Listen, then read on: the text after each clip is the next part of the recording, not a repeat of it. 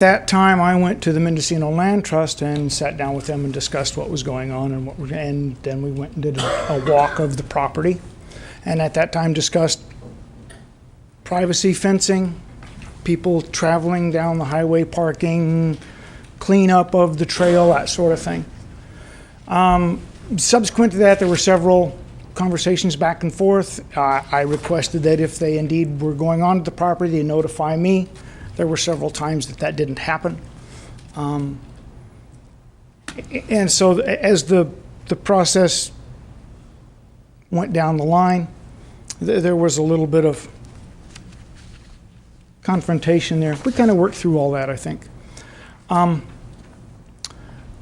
then at the meeting the other day, I came up, drove an hour and a half up to Fort Bragg for the March 27th meeting of the administrator, and land trust people couldn't be there to answer my questions at the meeting. In light of what's going on in the county with all the fires, I think this is kind of really ridiculous to be here today to do this. But I have one outstanding thing that I think that I would like you to address. I understand that you don't have the power to rescind the offer to dedicate, and that's not what I'm here for. But there is one thing that is very dear to myself and my wife, and that's the protection of our property. In the realm of lawsuits and people coming onto our property and the liability therein, with the land trust inviting people to come down to our property, it opens up a lawsuit in the state of California for anybody on our property to sue me. There is an act which is the part of Civil Code Act, Section 846. There are three things under that act that people can sue us for. One is if I invite someone onto the property. One is if I allow someone to come on our property for compensation. And the other is if indeed they are, if we fail, it says willfully or maliciously fail to guard or warn against a known dangerous condition.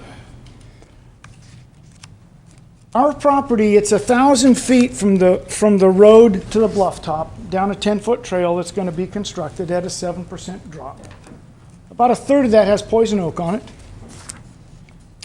And when you get there, at one side of the property, it's 130 feet straight down, and I can show you what that looks like if you would like to know. It looks like that, 130 feet straight down. Recently, we had someone go off at Mendocino. A lady backed off the cliff there and was hurt. If someone goes off this cliff, they won't be hurt. They'll be killed. This little sign that says cliff stable, danger. The proposal is to put 3 of these out there, 8 by 12, to stop someone from going up to the cliff, and that becomes a liability for me. Now, under the statute, it says that they're most likely that no one would win that lawsuit. But I would have to pay for that lawsuit. If the Mendocino Land Trust is going to have the ability to invite people to come onto our property, I think they should be responsible to protect me in the way of an insurance policy that says they'll pay for my costs or defend me outright in any kind of thing like that. That's really my purpose here today, is to ask you to require that of them. Any questions of me, or not my place to ask that? Mr. Patrick, you have well over additional 15 minutes, so I don't want to cut you short. You know what? I had my talk in Fort Bragg at the meeting there before Frank and Rick and the staff there, and they addressed most of my problems. Some were out of their realm, and that's why I'm here to ask for the insurance. That was one of the things that we had discussed there. They couldn't answer it, so maybe that's a requirement that you can make on my behalf. I also have concerns about how they're going to manage the people. When we started this process, the Belinda Point project was brought up to me and how successful that was. Well, I did a little research on Belinda Point via the Mendocino Land Trust webpage, and I went back and pulled up the report from their 2006 annual evaluation. They had one person up there that went off the cliff. again, signed with the danger cliff, don't go off the cliff. They took one person out in an ambulance there. They have, at that meeting, there were some 18 homeowners that spoke. And this is like a year and a half after the trail was open. They had some 18 homeowners who spoke at that meeting. And most of them, like 3/4 of them, had nothing nice to say about what the outcome was from what they were presented with at the front side to what they came out on the back side.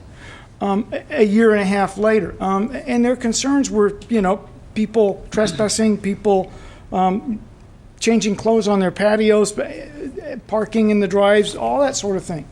And that's part of my concern. I don't know if that's something that you govern or not. I don't know. But I think at this point, basically, I'm asking, can you require of them insurance to protect me so I don't lose everything I've worked all my life for because someone's been invited on the property and went off a cliff or weren't warned about something. In the state of California, people can sue over anything.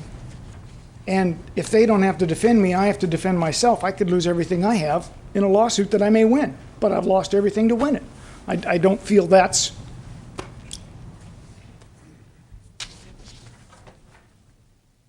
Okay.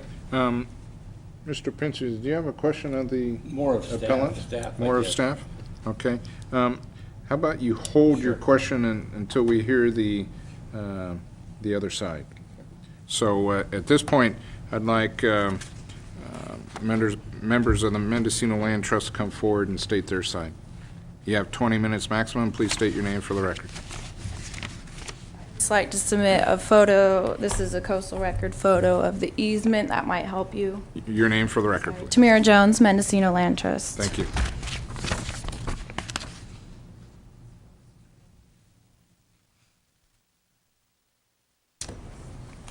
I did prepare a summary of the context and background for the planning.